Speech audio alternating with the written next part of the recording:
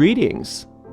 I'm so happy you have joined me today. We are going to be working another psalm spell today, and today we are working on Psalm 119, Daleth. And we traditionally use this to help us when we're trying to learn a new skill or when we're trying to acquire or increase knowledge of some sort. So any of you students out there, or anybody that wants to learn a new skill, or anybody that feels like they don't know enough about something, this is a great psalm to work. That's 119, Daleth. And the way that we work these psalm spells is very simple. We take the psalm and we read it out loud all the way through once without stopping as an incantation. And then we go through and we repeat each verse slowly. And we think about each verse, and we just dig and we hunt and we search for inner meanings for each of those verses. And through that digging and searching and contemplating, we are actually planting those seeds deep in our mind. And then they take root and they grow and they bear fruit after their kind. Now, sometimes you may need to repeat these psalms, this operation, over and over again. You might even want to do some of these several times a day, depending on what kind of problem you're dealing with or what kind of goal you have. So you just want to stick with it because it's a conditioning process that we're doing. All right, here we go. Psalm 119, Daleth. My soul cleaveth unto the dust. Quicken thou me according unto thy word. I have declared my ways, and thou heardest me. Teach me thy statutes. Make me to understand the way of thy precepts, so shall I talk of thy wondrous works.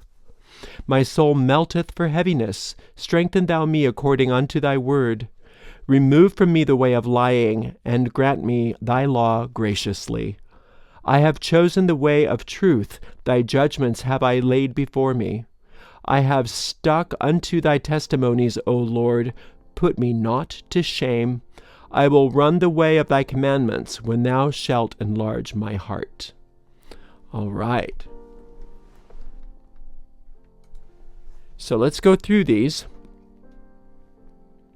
So, my soul cleaveth unto the dust. Quicken thou me according to thy word. So we are speaking to the Lord, and the Lord of these psalms is the infinite source of all life. So it's pre-gender, it's the Godhead. It's not a patriarchal deity or a separate deity. It's not a god or a goddess.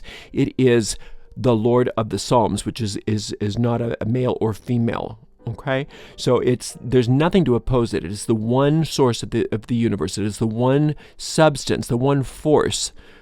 Is infinite intelligence. It's perfect love. So that's who we are addressing here. And we say, "My soul cleaveth unto the dust. Quicken thou me according to thy word." So when your soul is cleaving to the dust, it means that your soul is trying to think in terms of mortality. It's trying to experience itself as mortal. It's identifying with the body rather than recognizing that the body is a housing for the soul. So quicken thou me according to thy word. So raise my vibrations out of that experience. Quicken me according to thy word. And the word of God is the will of God. So God's will is to have your vibrations raised.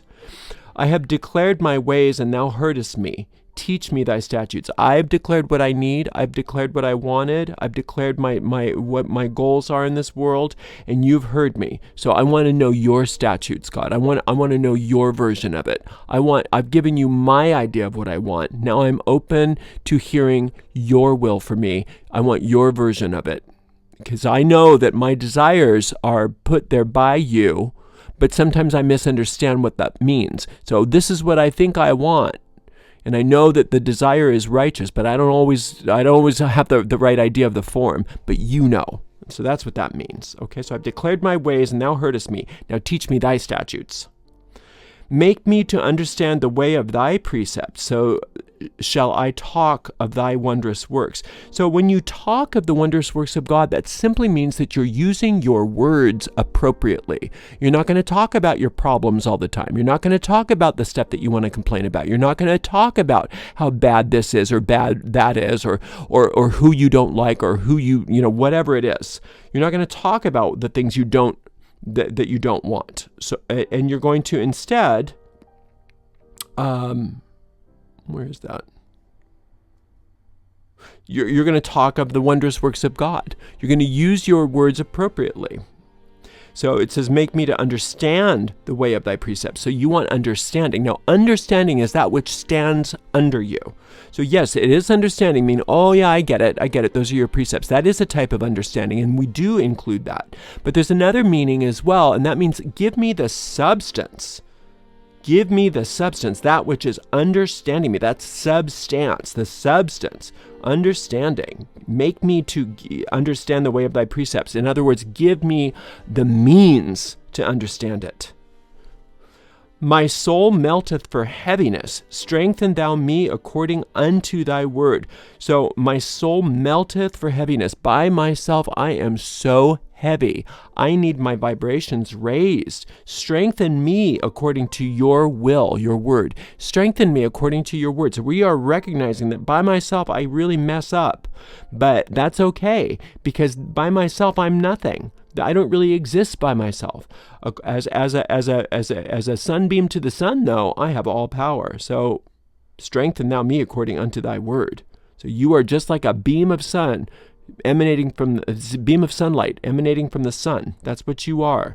So these other ideas about yourself are now being melted away, because your soul melteth for heaviness, but that's a good thing. We want it to melt. We want that heaviness to melt, and we want to be strengthened according to God's will for you. Remove from me the way of lying, and grant me thy law graciously. So that's a very important desire. I want to no longer lie. It's really easy to say I don't want to lie when it comes to like deceiving people, like, no, I didn't do it. That's one thing. Of course we want those kind of lies to be taken from us. So we're including those. But we're also talking about the lies that we don't even understand that we're lying. Some of the decisions that we make about our lives, some of the decisions that we make about ourselves, we don't want those. We want God's version of the truth, not our own. So remove from me the way of lying, and grant me thy law graciously. So graciousness is grace. So God grants his law graciously, meaning it doesn't matter what you've done. It doesn't matter what mistakes you've made. It doesn't matter what you think you know or what you think you don't know. It doesn't matter. You can't control the grace of God. It's always available to you. The only thing you can control is whether or not you accept it. That's all you can control. Okay? But that the grace is always there for you. I have chosen the way of truth. Thy judgments have I laid before me. So I've chosen. This is a choice I've made. This is power when you choose. I have chosen the way of truth. So thy judgments have I laid before me. So we have chosen truth, and we are acknowledging that the judgment of God is everything to us. We want God's judgment. So we get into this habit now of whenever we have a question about, we say, God, what is your judgment? Goddess, what is your judgment? God, what is your judgment? Goddess, what is your judgment? However we again, with even though we're talking to the Godhead in these Psalms, when it comes to the Kabbalah, the way we relate to the Godhead can be through the Father and or the Mother. So it's okay. You don't have to only deal with the Lord as this pre-gendered deity as we see it in the Psalms. You can approach it however you need to. So if it's through the goddess, that's fine. If it's through God, that's fine. If it's through the God, that's fine, right? But you just are always asking.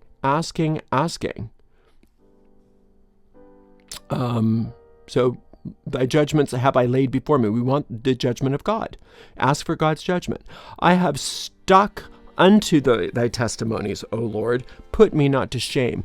So to stick unto the testimonies means that I am getting into the mental habit of always coming back to contemplating the qualities of God whenever I think that I have a problem or a question.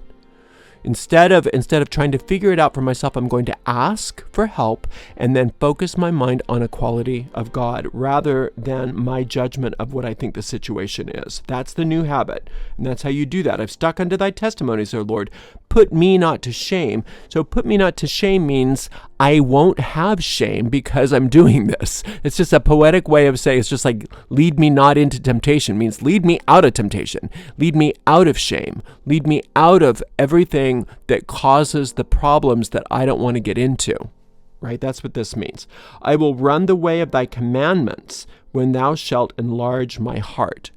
So when you sit and contemplate the principles and the qualities of God, let's for instance say infinite love or perfect love. What is perfect love? And you just sit there and contemplate perfect love. What is perfect love? Show me what perfect love is. I want to feel perfect love. I want to know perfect love. That enlarges your heart. That expands your heart. That expands you spiritually. It expands you emotionally. It expands you spiritually, and